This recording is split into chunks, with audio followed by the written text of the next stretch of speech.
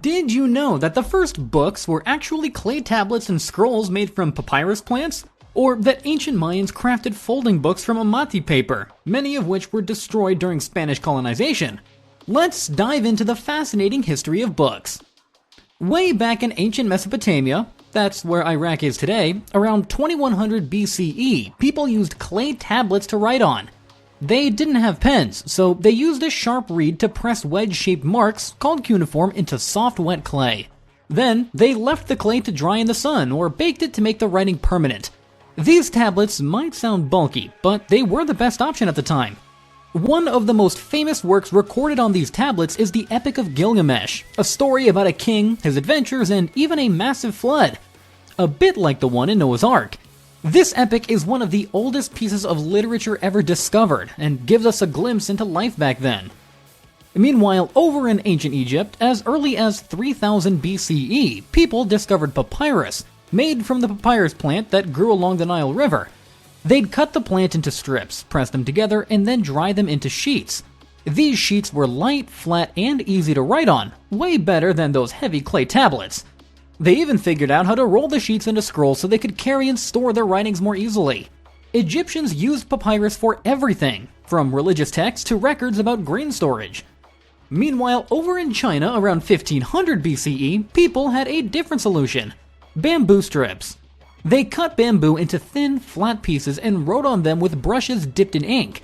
Once they filled up a strip, they tied several of them together with strings to make a sort of early book. This method was sturdy and durable, though it was heavier than papyrus scrolls. Still though, it worked great for recording long texts like history and poetry.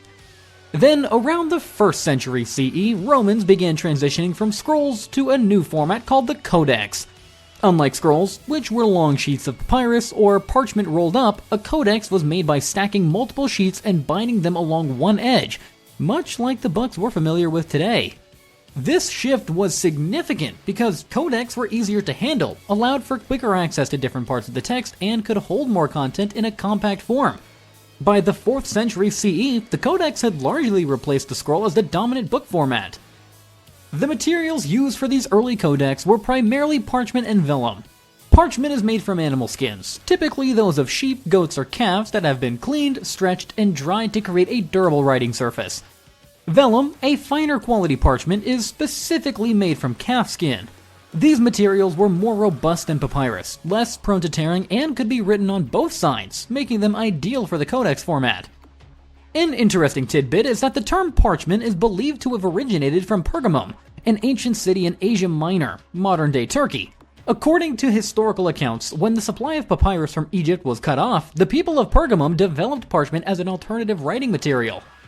The adoption of the codex format had profound implications for the dissemination of knowledge. It facilitated easier referencing and cross-referencing of texts, which was particularly beneficial for scholarly and religious works.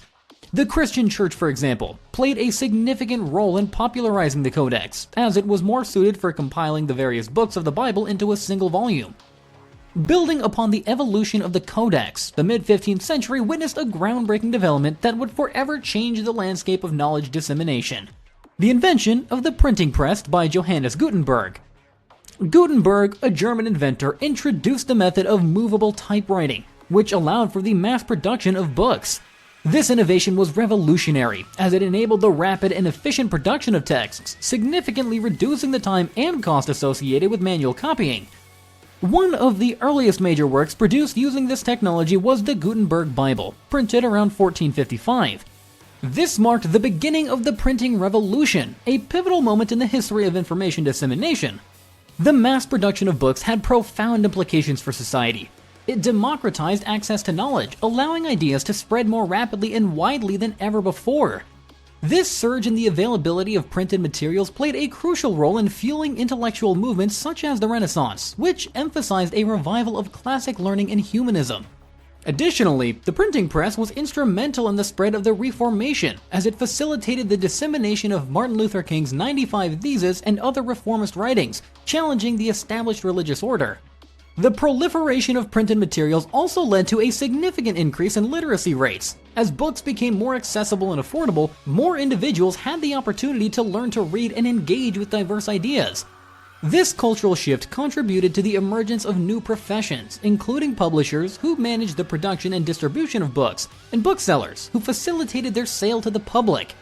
The printing press thus not only transformed the way information was shared, but also had a lasting impact on the social and economic structures of the time.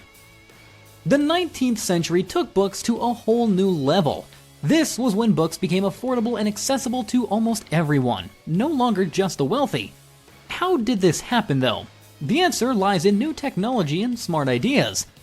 With the invention of steam-powered printing presses, books could now be printed much faster and cheaper than before. At the same time, paper production became more efficient, thanks to wood pulp replacing expensive cotton or linen. These changes led to the creation of paperbacks, which were smaller, lighter, and way less expensive than hardcover books. Suddenly, ordinary people could buy books without spending a fortune. It was a game changer. In the United States, dime novels became widely popular. These small books, priced at just 10 cents, were packed with action, adventure, romance, and even crime stories. They were like the TV shows of their time, exciting and easy to enjoy. In England, people couldn't get enough of serialized novels. Charles Dickens, one of the most famous authors of the 19th century, published his book chapter by chapter in magazines.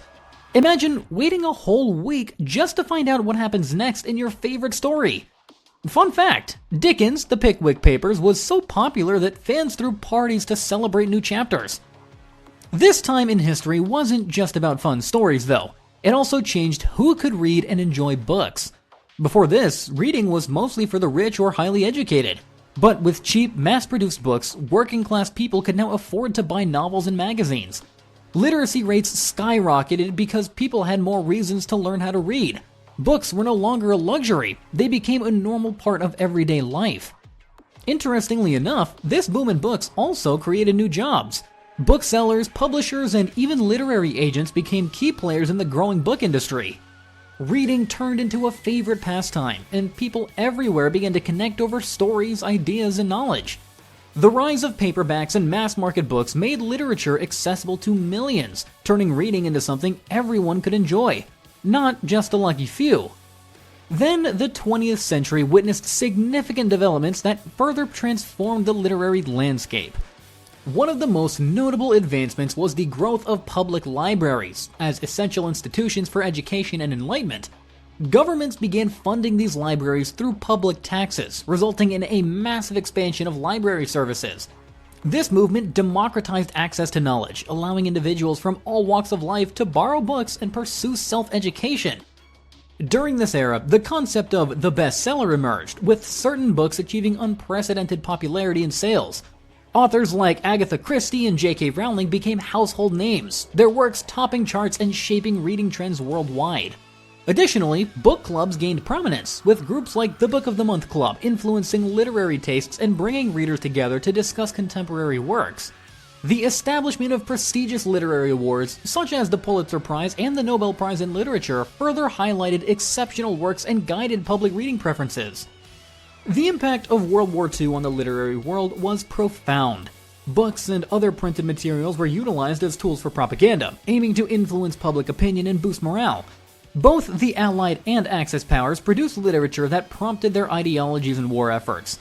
In the United States, for instance, the government distributed armed services editions, pocket-sized books provided to soldiers to entertain them and maintain morale during deployment. These editions included a wide range of genres and were instrumental in fostering a lifelong love of reading amongst returning veterans. An interesting aspect of this period was the role of comic books in the war effort. Titles like Captain America were created to boost patriotism and support for the war, with superheroes often depicted battling enemy forces. These comics were not only entertainment, but also served as propaganda tools to shape public perception. As we move into the 21st century, the digital transformation of books has introduced new dimensions to reading and publishing. The invention of e-readers like the Amazon Kindle, released back in 2007, revolutionized the way people access and read books. These devices allowed users to carry thousands of books in one lightweight gadget, making reading more convenient and portable than ever before. The rise of digital publishing has further expanded the accessibility of literature. Platforms like Project Gutenberg and Google Books have digitized millions of texts, making them freely available to readers worldwide. This democratization of knowledge has opened up vast resources for education and personal growth. Audiobooks have also gained immense popularity, providing an alternative for those who prefer listening over reading. This format has been particularly beneficial for individuals with visual impairments or those who are on the go, allowing them to enjoy literature during commutes or workouts. From an environmental perspective, digital books offer certain benefits. They eliminate the need for paper, reducing deforestation and the carbon footprint associated with paper production. However, the environmental impact of e-readers themselves is a consideration. The production of a single e-reader emits approximately 168 kilograms of CO2, which is equivalent to the carbon footprint of about 22 paper books. Therefore, to offset the environmental impact of an e-reader, a user would need to read around 22 to 23 books digitally. Despite these environmental advantages, digital reading does have its drawbacks. The use of electronic devices can lead to screen fatigue, causing eye strain and discomfort during prolonged reading sessions. Additionally, the rise of ebooks has posed challenging for physical bookstores, many of which have struggled to compete with the convenience and often lower prices of digital formats. This shift has led to the closure of numerous independent bookstores, impacting local communities and the traditional bookselling industry. The modern era has introduced some really cool new ways to enjoy books. One exciting development is interactive digital books and augmented reality, otherwise known as an AR experience. Imagine a book that, when you point your phone at it, comes to life. This technology lets characters and scenes pop out of the page, creating a whole new world for readers to explore. Companies like Hollow Toys and Relic Books are using AR to make stories even more fun and interactive, blending the magic of books with technology. It's like reading, but with a whole new level of excitement.